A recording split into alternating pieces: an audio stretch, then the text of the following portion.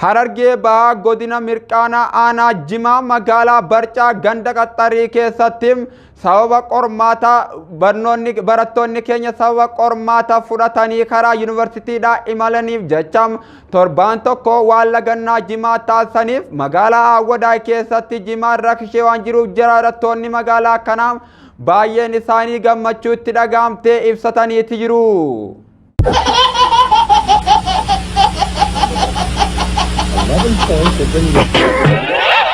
Barattoonni keenya keessaa barana bara 2015 jechuudha warri qabxii olaanaa galmeessanii akkasumas haqaaraa digirii injiinaringiidhaan eebbifaman gara kolleejjii warra amma faras Aliyyaa Adam Jeelaan Qarshii Aliitii fi Mustafaa Yuyyee Abdukkollee dabalatanii gara kana dhufanii akkanii fi carraa kaasan akeekkachiisaniiti jiru. Barattoota keenyaaf carraa gaarii hawwinam.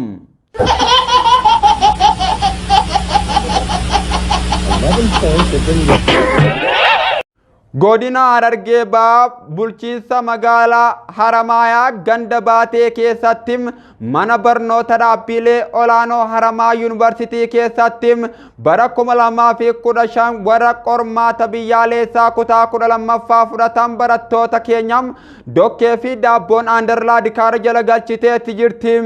Haaluma kanaan barattoonni keenya kan gaggabee kan dhukkuba gaasirikiin qabamuun Oromiyaa Koflaa Neetwoorkii waabeeffateeti jira.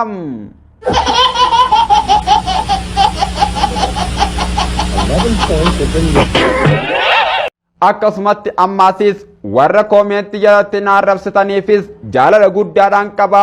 Warra koomentii jalatti na deeggartaniifis onneetiyya keessatti siidaa bara baraatni miti sakanditti yaadatamu onneetiyya keessatti isiniif ijaareetiin jira.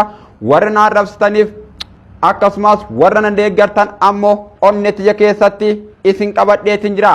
Egaa daawwattootaa fi hordoftoota keenya akkuma kumni nama jaalatutti kumninis kan nama jibbu jira. Nuti arraba namaatiif haakiman dheenu hojii keenya ammoo itti fufna. Arrabni namaa itti nu jabeessa malee hojii keenya ammoo akkanii fi itti fufnu nu taasisa malee akka kaayyoo keenya kana karatti nun ganne abdii guddaa rabbirraas ofirraas ni qabna. Daawwattoota hordoftoota keenya.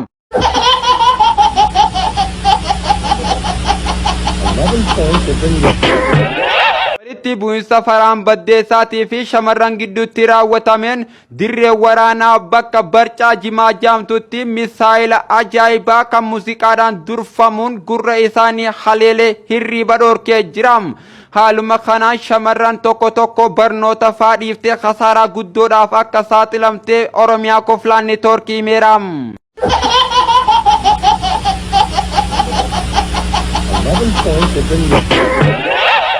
Farahaan Baddeessaa dhukkuba jaalalaatti shamarran Harargeedhaa tokko macheessuudhaan doktoroonni fayyaadhaa qorichaasii dhabuudhaan xaliyaa rifiraaraa gara hospitaala qumaaxaa kan Bisho Diimoo keessatti argamutti erguudhaan shamarran keenya achitti harka dooshuu qumaaxaatiin warra baxaraanummaa yookaan baalagummaan qabdee achi waraana qumaaxaatiin tumamuun dhagahameeti jira. Oromiyaa Koflaa Neetwoorkiitu gabaasee.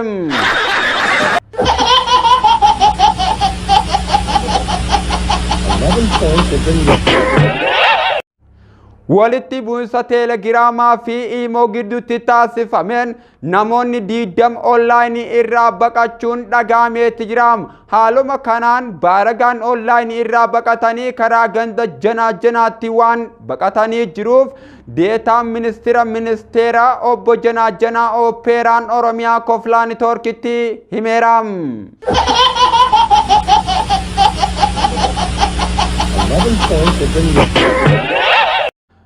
Godina Harargee Bahaa bulchiinsa magaalaa Awwadaay keessatti wal dorgommii shaampiyoona kubbaa miilaa aadde Hinjiree fi Tafkii gidduutti taasifameen dirree kubbaa mataa rifeensa moluu qabu irratti aadde Tafkiin 0-2tti Hinjiree waan galchiteef aadde Hinjireen naannoo rifeensa mataa jaamtu keessatti gadda ishii ibsattee jirti.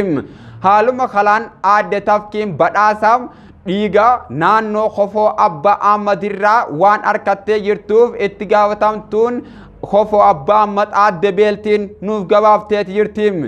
Daawwattoota hordoftoota jaallatamtoota keenya oduun sa'aatii kanaa qabnu kana fakkaatti waan dhageeffattaniif guddaa galatoomaa. 11 points have been